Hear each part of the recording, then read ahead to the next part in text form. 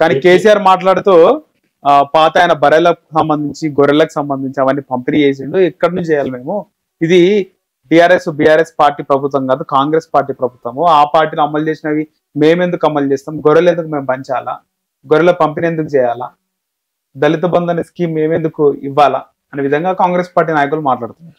ఇప్పుడు మీరు ఏది ఇస్తారనేది కాదు, మేము ప్రజలకు కావాల్సింది ఈ స్కీములు, ఈ పెన్షన్లు, లేకపోతే ఈ సబ్సిడీలు, ఈ ఉచితాలు కాదు. ప్రజలు అడుగుతున్నది ప్రభుత్వ విద్య కావాలంటున్నారు, ప్రజలు అడుగుతున్నది ప్రభుత్వ వైద్యం కావాలంటున్నారు, ప్రజలు అడుగుతున్నది 18 ఏళ్ళు 20 ఏళ్ళు నిండిన ప్రతి పౌరునికే వాడు కష్టపడి పనిచేయడానికి కావాల్సిన ఏర్పాట్లు కావాలంటున్నారు. ఇంతే, ఇక ఇంత మించి ఏం అడుగుతలేరు. ఈ దిక్కుమాలను ఎవడు అడుగుతాడు?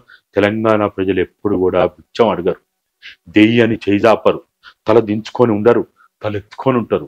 ఇది అప్పులు తెచ్చుకున్న రాష్ట్రం కాదు, నిజాం కాలంలో అప్పులు ఇచ్చిన గడ్డ ఇది. ఈ వీళ్ళు వేదవాళ్ళు, వీళ్ళకి ఏం తెలుసు? వీళ్ళకి గొర్రెలు, బర్రెలు, కోళ్ళు, కుక్కలు, నక్కలు కావాలని ఎవడు అడుగుతాడు? ఎవడు అడుగుతలేదు. ఎవడు అడిగిండు? ఎవడని అడిగిండా? ప్రజలు అడుగుతున్నది మళ్ళా చెప్తున్నాము, ప్రభుత్వ విద్యా రంగం కావాలి, ప్రభుత్వ వైద్య సేవలు కావాలి. అంత మించి ప్రజలు ఎప్పుడు నువ్వు దళిత బందా, రైతు భరోసానా, ఇంకోట 8 రకాల పెన్షన్లు ఎవరి కోసం ఇచ్చినావు? నీ కోసం ఇచ్చుకున్నావు, నీ ఓట్ల కోసం. ప్రజల కోసం కాదా సార్? ఏం ప్రజల కోసం? వికలాంగుల కోసము, వితంతుల కోసము, వృద్ధుల కోసము. వాళ్ళు ఏం అడుగుతున్నారు? ఇప్పుడు ఒంటరి మహిళలు ఉంటారు, వాళ్ళకి నెలకు 2000 ఇస్తున్నావు. వాళ్ళు ఎంత వయసు? 25 ఏళ్ళు, 30 ఏళ్ళు, 40 ఏళ్ళ వయసులో ఉంటారు. వాళ్ళు మంచి వయసులో ఉంటారు. వాళ్ళకి ఏం కావాలి? నెలకు 2000 కావాలన్నా, లేకపోతే ఒక 50,000, 1 లక్ష రూపాయలు, 2 లక్షలు ఇచ్చి నీ అంతటా నువ్వు బతుకమ్మ అని చెప్పాలనా? ఏం చేయాలా? ఇప్పుడు కన్న బిడ్డనైనా తల్లిదండ్రులు ఒక 3 ఏళ్ళు 5 ఏళ్ళ వరకు వాళ్ళకి అన్ని నేర్పుతారు. తర్వాత ఏం చేస్తారు? ఎల్లకాలం నీకు తిండి పెడతా, నీకు చిన్నప్పుడు బట్టలు వేస్తా, నేను బట్టలు వేస్తా, చిన్నప్పుడు ముడ్డి కడిగినా నేను ముడ్డి కడుగుతా, చిన్నప్పుడు మూతి కడిగినా నేను మూతి కడుగుతా, నేను దువ్వినా నీకు స్నానం చేయించినా ఎల్లకాలం చేస్తా అంటారా? అనరు కదా.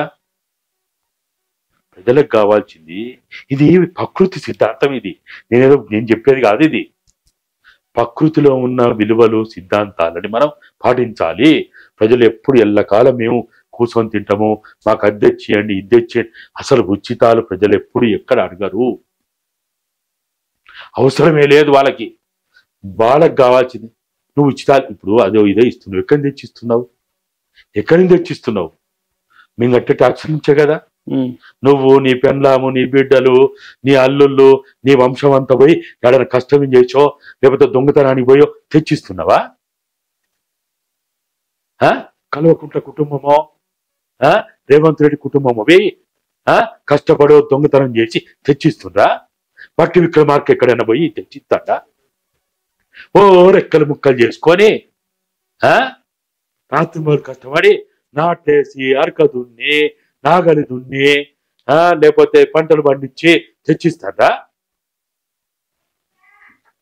ఎక్కడి నుంచి ఇస్తారు వాళ్ళు?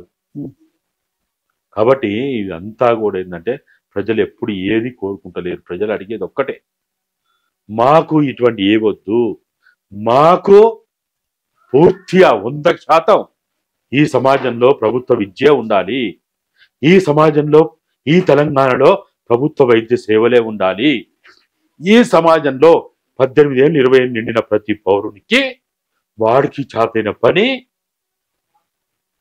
వారికి మీరు అవకాశం ఇవ్వండి. మా రెక్కలకు పని, మా కాళ్ళకు పని, మా కళ్ళకు పని, మా మెదడుకు పని, మా శరీరానికి పని ఇవ్వమంటారు. అంతే, వేరే ఏం అడుగుతలేరు వాళ్ళ ప్రజలు. ఏమైనా ఇప్పుడు నువ్వేమైనా అడుగుతున్నావా? నీకు అన్ని అంటే విద్య, వైద్యము, కనీస సౌకర్యాలు ఇస్తే నువ్వేమైనా అడుగుతావా? నాకు అది ఉచితమి, ఇది ఉచితమి అని చేయి చాపుకొని పోతావాడు. అసలు బిచ్చం అడగడం అనేది తెలంగాణ రక్తంలో లేదు, తెలంగాణ జీన్స్లో లేదు. కాబట్టి నేను అనేది ఏంటంటే, మనము ఈ ప్రభుత్వాలు ఇప్పటికైనా సోయిలోకి వచ్చి కళ్ళు తెరిచి ఆ మత్తులోంచి బయటికి రాండి. ఇప్పుడు బడ్జెట్ ప్రవేశపెట్టే సార్ ఇంకా అది పూర్తిగా ఇంకా సమావేశాలు ముగిసలే, అప్పుడే ఎన్నికలు. అంటే అర్థం ఏంటిది? నీ ఎన్నికల కోసము, నీ ఓట్ల కోసము, స్థానిక సంస్థల ఎన్నికల, స్థానిక సంస్థలు అయితేంది, సర్పంచులు అయితేంది, మున్సిపాలిటీలు అయితేంది, లోకల్ బాడీ, అంతే. వాటికే కోసమే కదా ఇవన్నీ. ఈ గరడి అంతా ఎన్నికలు అయిపోయి వాళ్ళు ఎవడన్నా దిగుతారో చూడు, ఎవరైనా పలకరిస్తారా, ఎవరైనా చూస్తారా? ఇప్పుడు సరే బడ్జెట్ అంకెలు చూపెట్టిండ్రు, రేపు నిజంగా అమలైతాయా? రైతు భరోసా అని నువ్వే అన్నావు, రైతు బంధు కాదు రైతు భరోసా, 10,000 కాదు 15,000 అన్నావు. మళ్ళీ ఇప్పుడు ఏమంటున్నావు? మాట మారుస్తున్నావు. ప్రజలు అడగరా మరి? మాట మార్చిన ప్రతి నాయకుడిని ప్రజలు నిలదీస్తారు, బట్టలు ఉడదీసి రోడ్ల మీద తిప్పుతారు. ఏమనుకుంటారా మీరు? మీరు ఎక్కడ పోయి ఏ సందులో దాచుకున్నా, శ్రీలంకలో చూడలే, బాత్రూంలో దాచుకుంటే కూడా పట్టుకరాలే. ఎమ్మెల్యేలారా, మంత్రులారా, రేవంత్ అన్న, మీరు గనుక చేసిన ప్రకటనలు, ఇచ్చిన హామీలు సాధ్యమైద్యా లేదా చెప్పండి. కాదనుకుంటే కాదని చెప్పండి. ఈ మాటల గారడి వద్దు, ఈ ప్రమాణాలు వద్దు, ఈ కాలయాపన వద్దు. మీరు కాదనుకుంటే కాదని చెప్పండి. ప్రజలు ఏమో అన్నారు, మొన్న రైతు బంధు ఇయ్యలే, ఏమని అన్నారా? ఏమనలేదు కదా. కాబట్టి ఇప్పటికైనా ఈ ప్రభుత్వము సొయిలకు రాండి. ఇంకా 4 సంవత్సరాల 4 నెలలు మీ కాల పరిమితి ఉంది. ప్రజల పట్ల భయంతో ఉండండి, భక్తితో ఉండండి, బాధ్యతతో ఉండండి, ఒళ్ళు దగ్గర పెట్టుకొని ఉండండి. మీరు గనుక ఒళ్ళు దగ్గర పెట్టుకొని లేకపోతే గత పాలకులు పట్టిన గతి మీకు కూడా పడుతుంది. సార్ అలాగే ప్రభుత్వం ఏర్పడిన తర్వాత ఇంత తక్కువ టైంలో వ్యతిరేకత అనేది కాంగ్రెస్ పార్టీ కూడగట్టుకుందంటే ఖచ్చితంగా కూడగట్టుకుందనే చెప్పుకోవాలి. చాలా మంది వ్యతిరేకిస్తున్నారు. దీని వెనకాల, ఈ వ్యతిరేకత వెనకాల బీఆర్ఎస్ కేటీఆర్ కానీ హరీష్ రావు కానీ వెనకాల నుండి నడిపిస్తున్నారు ఇదంతా కూడా అనేది ప్రధాన ఆరోపణ. ఈ నిరుద్యోగులు అయితే ఏంది, లేకపోతే మొన్న ఏదైతే వాళ్ళు నిరాహార దీక్ష ఉన్నటువంటి అశోక్ సార్ కానీ, బక్కా జడ్సన్ కానీ, అంతకుముందు మోతీలాల్ నాయక్ కానీ, వీళ్ళందరి వెనకాల కేటీఆర్, హరీష్ రావు వీళ్ళ టీం ఉందని చెప్పి ప్రధాన ఆరోపణ. ఏమంటారు దీన్ని? ఇప్పుడు వాడున్నాడు వెనక, వీడు ఉన్నాడు వెనక, వాడు. ఇప్పుడు మన ఇంట్లో మన పిల్లలు, తల్లిదండ్రులు పిల్లల్ని వాళ్ళే సంరక్షణ చేస్తే, వాళ్ళే పోషిస్తే వాడు బయటికి పోతాడా? ఇంకో దగ్గరికి పోతాడా? పోతాడా చెప్పు? భార్యాభర్తలు ఇద్దరు ప్రేమగా ఉంటే కోర్టుకు పోతారా వాళ్ళు? కోర్టుకు ఎప్పుడు పోతారు? ఏదైనా గొడవ అయితేనే కదా కోర్టుకు పోయేది. అవును, అంతే కదా. వేరే విషయం మీద అయితే పోరు కదా. మరి అసలు సమస్య మాట్లాడకుండా వాడు అనుకున్నాడు, వీడి అనుకున్నాడు, వాడిది వీడిది, వాడు డబ్బులు ఇచ్చు, అరే ఇస్తారాయా? వెనక లేకపోతే ముందు ఉంటారా? అయితే ముందు ఉంటారు, లేకపోతే వెనుకుంటారు. ఖచ్చితంగా ఉంటారు. ఎవరికి ఎవరు లేడు? నీ వెనక లేరా? ఇదే నిరుద్యోగులు, ఇదే గ్రూప్ 1 వాళ్ళు, గ్రూప్ 2 వాళ్ళు, గ్రూప్ 3 వాళ్ళు, డిఎస్సి వాళ్ళు నీకోసం పనిచేయలేదా? అప్పుడు ఎందుకు అనలేదు? మరి డబ్బులు ఇచ్చింది నువ్వే కదా, కార్లు ఇచ్చింది నువ్వే కదా, ఎక్కడెక్కడ పోవాలని చెప్పింది నువ్వే కదా నిరుద్యోగులకి. మరి రేవంత్ రెడ్డి మొత్తం రూట్ మ్యాప్ ఇచ్చిండు వాళ్ళకి, మరి నిరసనలకి, కేసీఆర్ పైన వ్యతిరేకంగా. జిందాబాద్ కొట్టించుకున్నప్పుడు సోయలేదా మీకు? నువ్వు కొట్టించుకోలేదు జిందాబాద్?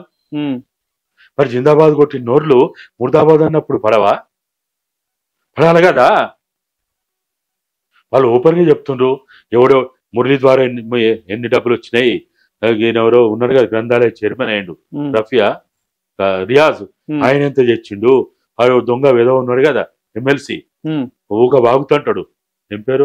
బల్మూరు వెంకట్. బల్మూరు వెంకట్. ఆ బల్బు ఎప్పుడు ఆరిపోయే ఉంటది ఉత్తమ వెధవ. ఆయన నోరేందో ఎంకతో ఒక్కసారి జైలుకు పోయి రాగానే పేద తురుముకాలు అనుకుంటాడు.